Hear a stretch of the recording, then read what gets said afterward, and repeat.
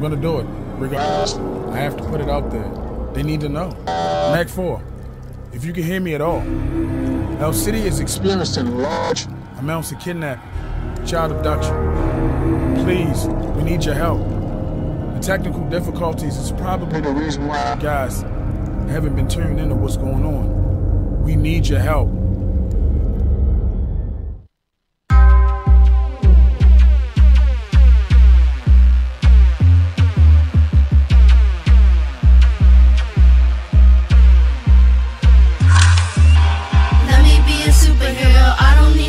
Ego, I'll make sure that you're okay, so nothing will destroy your day. Let me be a superhero, I don't need no alter ego. I'll make sure that you're okay, so nothing will destroy your day. I'll be there for you, try and do whatever I can. I got speed and strength, I'll be like I'm Superman, just doing what I can be a Superman. Up, and away, I'll be there to save the day. All superheroes don't wear capes, just follow me and you'll be safe. All superheroes don't wear capes. Risking my life is what I'm gonna take. I can be fearless, that's what I'm here to do. My main mission is to make your dream come true. All superheroes have someone they love. They'll do anything when push comes to shove. I'll be fast as the Flash. You don't have to worry because I'm right here. I got what it takes to prevent evil coming near. I'm strong enough to take them all. I can make your enemies fall. I can be a fighting machine just like the Hulk. They gon' be scared of me because I'm nice and bulk. I don't need a cape to be high and mighty. I just got one mission, to make you shine brightly. Let me be a superhero, I don't need no alter ego. I'll make sure that you're okay, so nothing will destroy your day. Let me be a superhero, I don't need no alter ego. I'll make sure that you're okay, so nothing will destroy your day. Let me be a superhero, I don't need no alter ego. let me be a superhero, I don't need no alter ego. let me be a superhero, I don't need no alter ego. I'll make sure that you're okay. So nothing will destroy your day. Let me be a superhero, I don't need no alter ego. I'll make sure that you're okay, so nothing will destroy your day. Let me be a superhero, I don't need no alter ego. I'll make sure that you're okay, so nothing will destroy your day. Nothing will destroy your day. Nothing will destroy your day. Nothing will destroy your day. Nothing will destroy your day.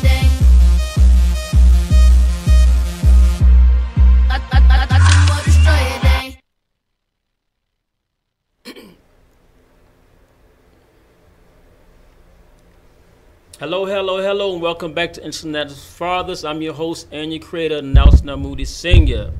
As you know, I like to just do a lot of recapping from the previous show. Last show, I talked about the importance and also the ongoing trend, the positiveness of fatherhood. And I must say that last week was probably no doubt my best show as far as I'm concerned, but others may feel as though others were. Because I got about 200 views within 4 hours, 86 comments, and 17 shares. And I plan on doubling that today. So y'all help me out there in TV land from around the world. Fathers, if you had the opportunity to visit and see your children in the past week since our last show and you didn't, I need to know why, and I want to know why. Because your children, they need you. Well, not you know that. My next guest here, born in Guyana, South America. He lived in New York before him. His wife, Wendy, and 3 children settled here in Georgia. He has always maintained an interest in the visual arts. He's a professional photographer whose assignments have included covering several local and Caribbean events. He has also covered the 2 trips of 2 presidents of Guyana on their visits to Georgia, and has been a keynote speaker at Clayton State University in continuing education. Clayton State, I want y'all to rise up there and give us a call at 470-251-4343. His widely known interests in acting and the theater have presented him with opportunities to work with the Shaquille O'Neal comedy. Yes. Big Shaq. That was fun. No, that was fun. Big Shaq, huh? No, that was wow. So you enjoy that? Cause they're funny on set, off set. They were just funny. The Get to your whole mic. the whole time. They were just funny the whole time. Yeah. All-Star Club. And it was right here in Atlanta, Uh-huh. and it was in a couple years ago. I think it was 2013. Uh-huh. But what it showed me is that when you see production from the inside, you know, Mm-hmm. we was there all day, All day long. and putting the B-roll together, Mm-hmm. and the little promotional reel. Yeah, I was the B-roll camera operator. Okay. So I got to see a lot of the behind-the-scenes stuff. And That's it was a lot. awesome. It was an awesome experience, man. Did you get a chance to meet Shaq? Oh yeah, I was the one that was filming him as he came out of his truck. What's it like meeting Shaq? It was awesome. He's a funny dude. That's Look. all I say. Oh man. I met him. Oh man. Now you see, he pulling out receipts. Don't worry, had I known, he was. That's over. I'm gonna pull out some receipts. That's over in Stockbridge. Yeah. Yeah, as I told you before the show, I like to have fun too. So I said to myself, you know what? Let me throw this one in them since you was part of that. Oh part of yes, yeah, that was comedy awesome. Club. Yeah, yeah. Let me finish this right quick first. He continues to associate himself with North Rheinveld. Rheinveld Drama Club, Theater Guild, Guyana Culture Center, and the Martha Drama Club, widely respected as a motivator. His professional career has taken him to Marta, AirTran, and Southwestern Airlines. He is the founder of Caribbean Life TV, whose mission is to produce, expose, and recommend Caribbean life. My own handwriting, sorry about that. And culture to global audience by constantly promoting Caribbean life and culture throughout the diaspora and beyond. Yes. We're going to go back briefly as I introduce the summit presenter, others, Lawrence Prescott. Thanks for coming on today, Thank sir. you for having me. Thank you so much. Thank you. Thank you. Our background today is especially for you. I want to bring the Caribbean experience over I like here to that. Atlanta, Georgia. Oh yeah, I see the waterfalls. Do you know that where I'm from, Uh-huh. Guyana, has the world tallest waterfalls in the world? In the world. It's called Kaichor Falls. And you can look it up. Kaichor Falls. Kaichor Falls. It Okay. has the world tallest waterfalls. Wow. So seeing that you got a background with waterfalls, Mm-hmm. I just want to let you know that Guyana got some good stuff that looks like that. And you, while you're talking about the waterfalls over there, you are my second guest from out the United States. Really? My first guest is John Liberton. He lives in Long Island. He's from Yeah. Italy. Okay. And that was May the 1st. And now here you are here from Guyana, and you're sitting here in the seat here. That's what International Fathers is all about. International Fathers is fathers all over. the world. All, I like all that. over, yes. I like it. I like the platform. I think what you're doing is amazing. I am honored to be on a platform like this that celebrates fathers. Thank you. As a dad, I learned from several different people. I had several what we now call influencers, Okay. and only one was my dad, of course, but Mhm. I was able to look close and see other great examples of what a great father looks like Okay. and feels like. And so, as a dad, father of three, Mhm. all girls, those experiences and examples was very helpful. It was Okay. very important to me. A father of 3 girls. Yes.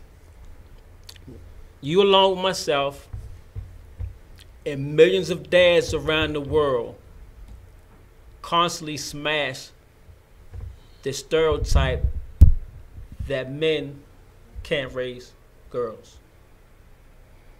Yeah, that's I don't know who's saying that, but that's crazy. It's ridiculous crazy. And I can't spell those words. Y'all know how I like to do on my talk show. I like to have fun. And some words that I can't spell, I will say I can't spell them, but I Yeah. can't. But just to joke around. But you get my point. That stereotype for years, you proved it, I proved it, I'm still proving it, and millions of fathers around the world prove it. Yeah. And moms appreciate it. Yes. Like I said, it's some in society, not that many, but enough to make it into a stereotypical thing. Yeah. I was raised, I'm one of 3 boys. Okay. So growing up, I didn't have a sister. Okay. So I didn't know what it was like to be in a household with a whole lot of female energy. So it was my dad and 3 boys and my mom. And so in some ways, there was nothing that I could say that was in the household in terms of being raised enabled me to be a better father to girls. But what I knew was I was taught to respect and appreciate that female energy early on. So when I became a father of 3 girls, I had to learn real quick to use those experiences to be able to be the best male energy to them, the best dad to them, but I had to learn how to understand the female energy as well from different ages. And so yes, the first one, I was learning, but once I learned, then when the second child came, it was better. And then when the third child came, it was smooth sailing. Smooth sailing. I had it by then. But it was, my wife helped. She really did, because she was raised with 7 sisters. Right? 8, right? She made 8. So she was in a household with 8 female siblings and 1 male. So she knew exactly how to be at different ages. And so what she did was very cool. She helped me to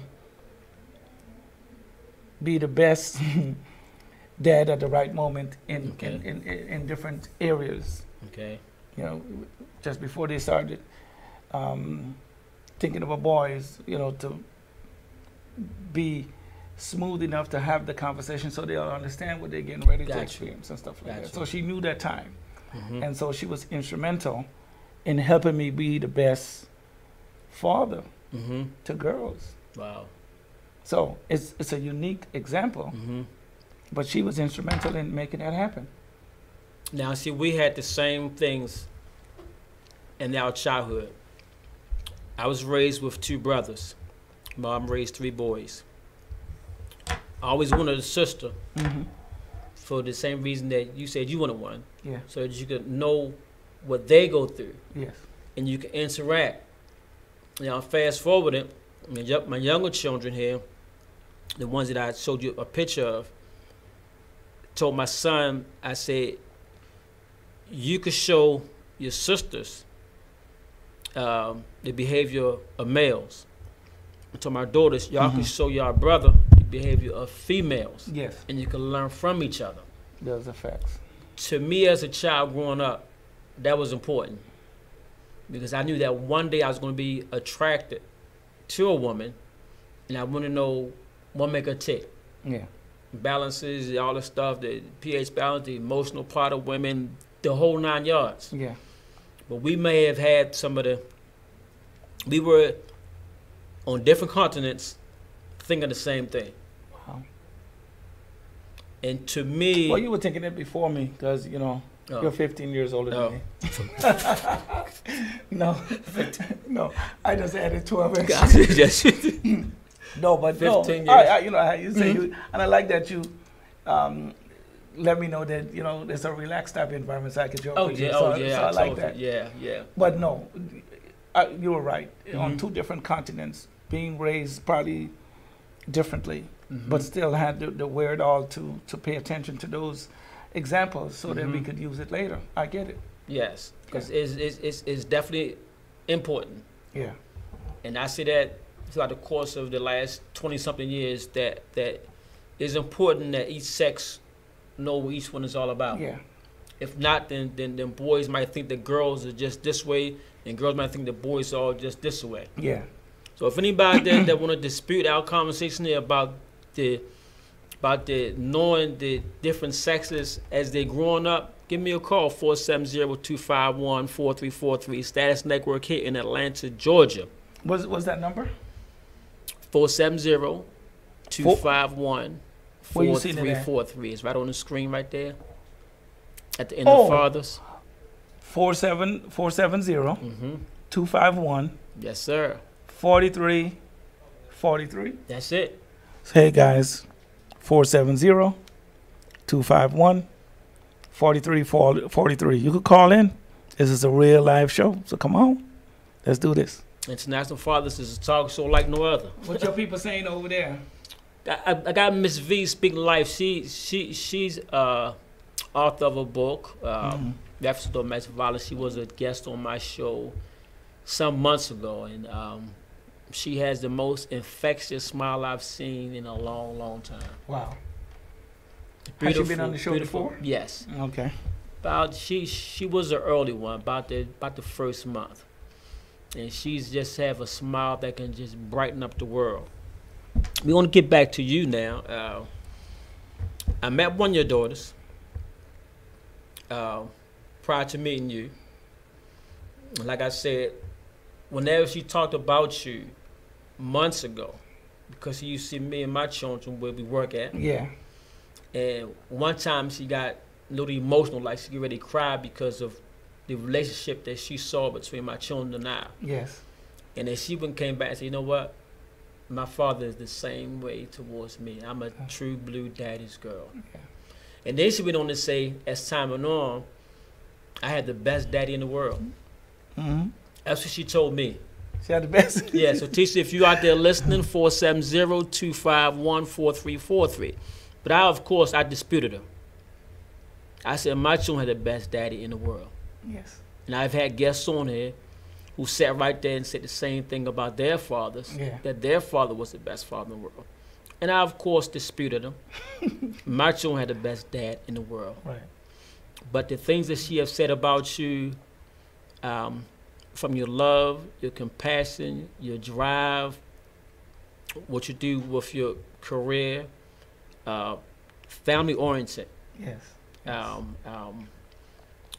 That you are the epitome of holding your daughters here, cultivating, guiding them, validating, loving them, caring for them, and anything that equals and goes with providing for. Yeah.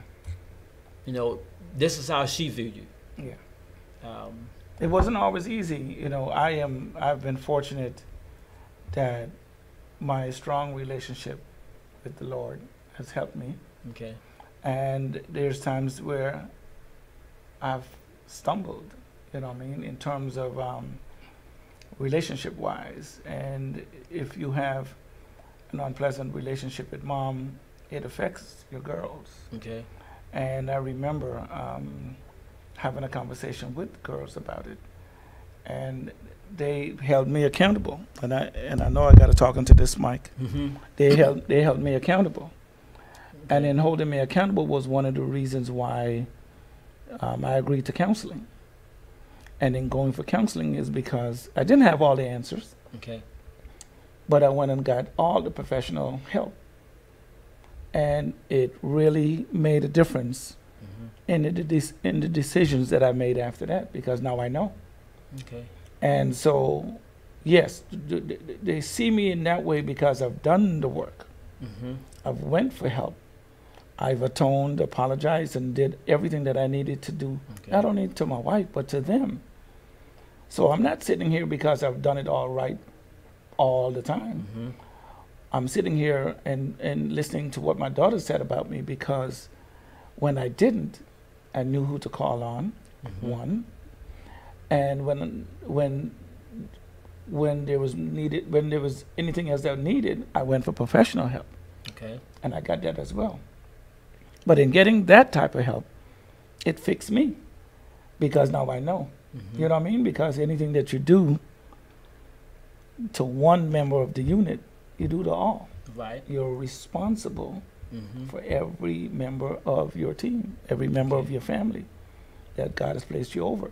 Okay. So I had to go get it together. So I'm sitting here corrected spiritually, corrected professionally, And so my evolution is amazing because I was humble enough to listen and was willing to evolve. So for fathers out there, I'm telling you guys, listen, we don't have it all. Amen. But there's resources for us to get it all, i.e. spirituality, because everything is possible through Christ. So that's one. And, so it's not but also professional help is out there for all of us as dads, if we're getting it wrong, or husbands. And so know that you don't have to come with it. Know that it's out there for you to get. And you just got to be willing. You got to be humble enough, and you got to be willing to atone and make right. And you'll see the results. I did. Wow. Now, what you just did is you actually answered a question I was getting ready to ask you. Yes. Because we're about almost halfway into the show. I want you back as a guest next year. Yeah. Because some father that you already just did, you just talked to him out there. Yes. Maybe going through the same thing that you went through. Yes. Not thinking that what he does affects everybody. But more importantly, you say y'all come together. My children now, we come together often too. You mentioned that you had to go back and apologize to the family. How did it feel when your daughters suggested to you that you need a little bit of help? Because at that time, they're concerned.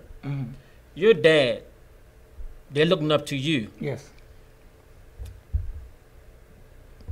I know that because of our conversation and because of your daughter that I know, you was humble when it came to you. How did that make you feel when? Well, I would say not initially. Okay. Because the whole thing was thinking that you're right. That's the point I'm driving at. And it is the spirit within me recognizing that. Okay. Because remember, Christ is in all of us. Okay. And what it is, someone could telling you, someone could say to you, listen, the way that you're thinking about it is wrong. The way that you're approaching it is wrong. I know you think you're right, but I'm the child and I'm telling you what I'm seeing, and you got to change that. You got to change your perception of this situation, my perception of it. And I wasn't open and receptive initially, but I think once I agreed for counseling, okay, it spoke a different language. It was a language that I didn't speak. And it was a language about emotional responsibility. So with your wife and your kids, you're also emotionally responsible to be able to connect with them. Because I agree. In the older days is, go do this. The parents would be more instructive and say, go do whatever. And sometimes they didn't connect and explain why they're sending the kids or telling the kids to go do what they're doing. And so there was no vested emotional value to it. It was just instructions because I'm the parent and I said so. Right. So it could be a little bit of that. But what was different, once I got the help, and that started to change, where I realized that I'm also emotionally responsible for how I interact and what I say and how I say it. Okay. How I say it started to open up me to, okay, I heard what you told me. I'll go see about that. And I'll go get the help for that and see how I could change and evolve. And so, yes, it was an evolution. Okay. So luckily the evolution, God worked in the right speed and in the right time for me to be able to win my family back, or win my family back, based on me being responsible with my emotional responses to them. Wow. So it was a little bit deeper. So Okay. for me to just say, oh, I was this way, I was raised this way, and I executed this way. No. I was raised in some ways. I had different examples. And remember, sometimes as an adult, you choose the examples that you want to emulate. You do. And so, and it might not always be conducive to your environment. It could be from an older time or a different time. The kids are different now. You can talk to your kids and they understand. Yeah. They're way more mature at the ages that we were when we were at that age. But you have to be able to reach down to them. I have this saying, I've been saying it for quite some time now, is that be careful how you treat your children. Yeah. Because your children will have to, they may have to feed you one day, bathe you, clothe you, play in a nursing home, and your funeral. I had a couple of people who backlashed that, said, you know what, I'm at to plan theirs. For those people who said that, I said, you know what, you just missed the whole thing.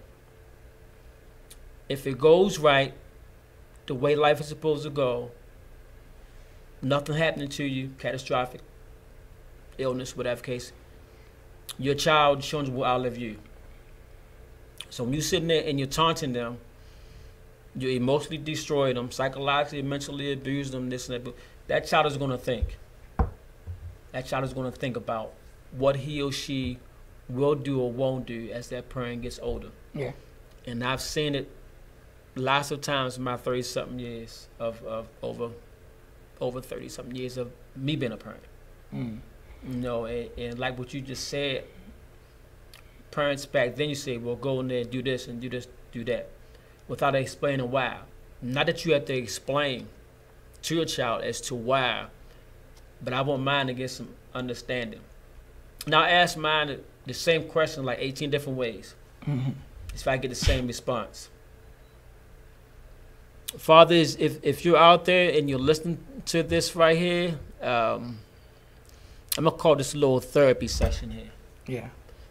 If you're out there and you're going through any of what we were talking about, my guest shared his experience about going to counseling at the request of daughters and wife, something that he may not have seen, but at their request he went on and did it. First of all, spiritually, and then educationally wise. Then he mustered some stuff together, and he said he went back to atone to his family.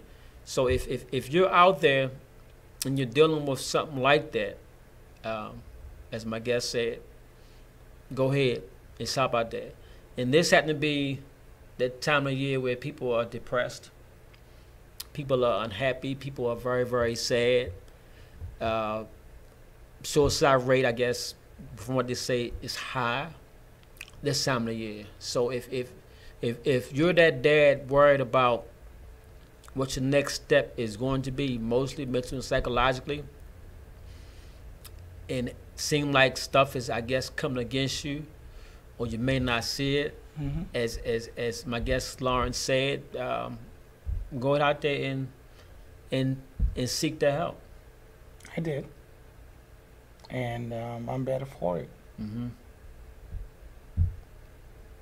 The call number here is 470-251-4343. While I'm at it here,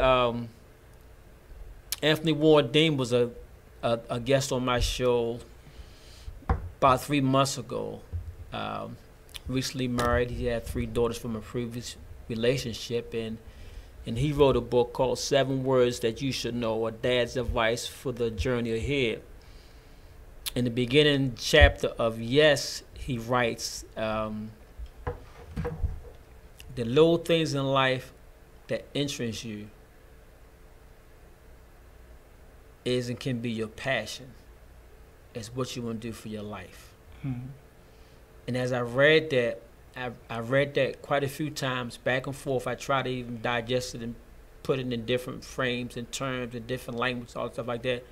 Because I've always told people who don't know what their purpose is in life, I always ask people and tell them, whatever your strongest desire is that you do in reference to people and it makes you feel good, that's normally your purpose in life. Yeah.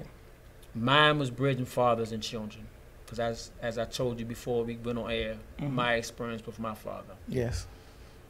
And it's, I love to see it. You know. Quick question. So, on the show, well, I'll say this.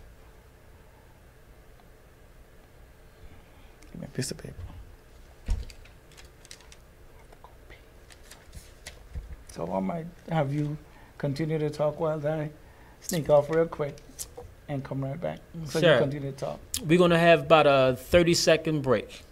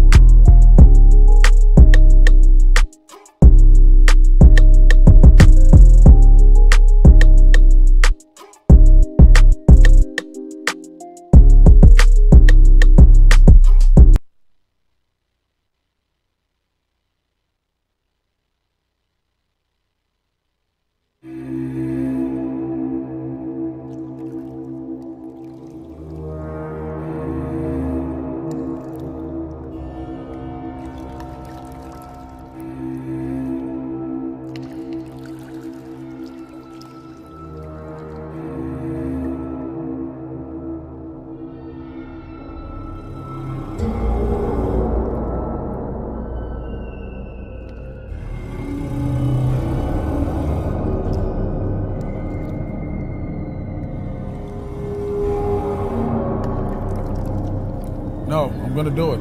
Regardless, I have to put it out there.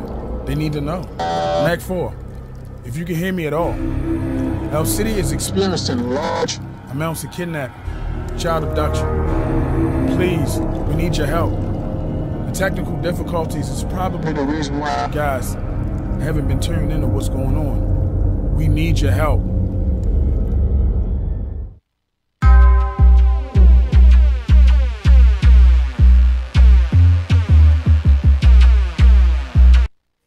Well, we made me comfortable enough to open up and share. Oh, yes. We're back here, International Fathers, Nelson Moody Sr., and with my guest, Lawrence Prescott.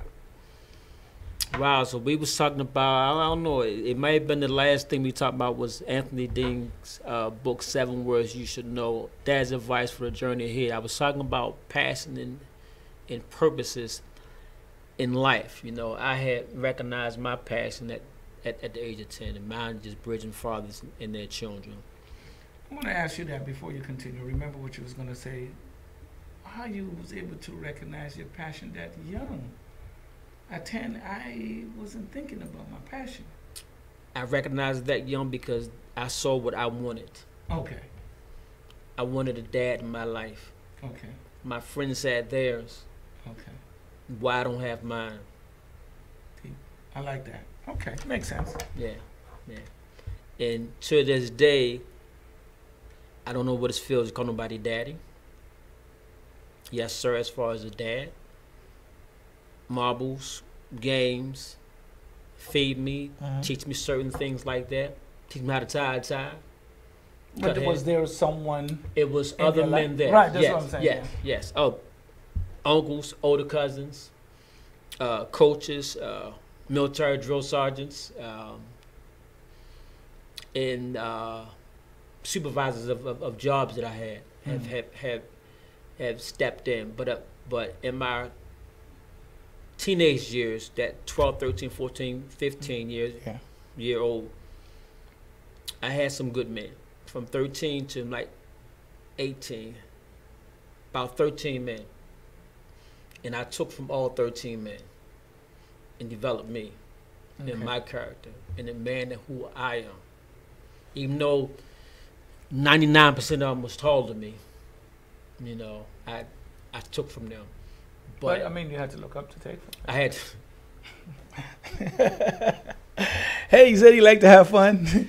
So I didn't mean throw those shots, but you know what I mean? You know. And he taller than me too, so y'all know how I mean. Somebody's gonna say, well, I'll get a short guest on here one day other than my children. But look, on camera, we're the same height. We are. Yeah. And I'm even a little bit taller. Yeah. I think that's a chair trick. Yeah, it is. We got to check with production. No, but I think your platform, you know, being on here, seeing how passionate you are about fathers and the celebration of fathers, yes, and what it takes to be a father is encouraging. I mean, for me, being someone in media, I remember recently having to interview someone that I wasn't prepared to interview. I'm behind the scenes guy. Okay. Lights, camera, sound, all of that. That's me. In front of the camera, I'm okay, but that's not my first choice. Okay. But here it is, 2 o'clock in the morning. I'm forced to do an interview. Wow. Because that's when the person got done performing. So I do the interview, and there was things that I learned in the process of doing that interview. Because I don't know if they could tell that I was a rookie, but there was some correction in that. And I had to learn. But in learning, I was like, yo, you know what? There's nothing more to it just to continue to try and get in front of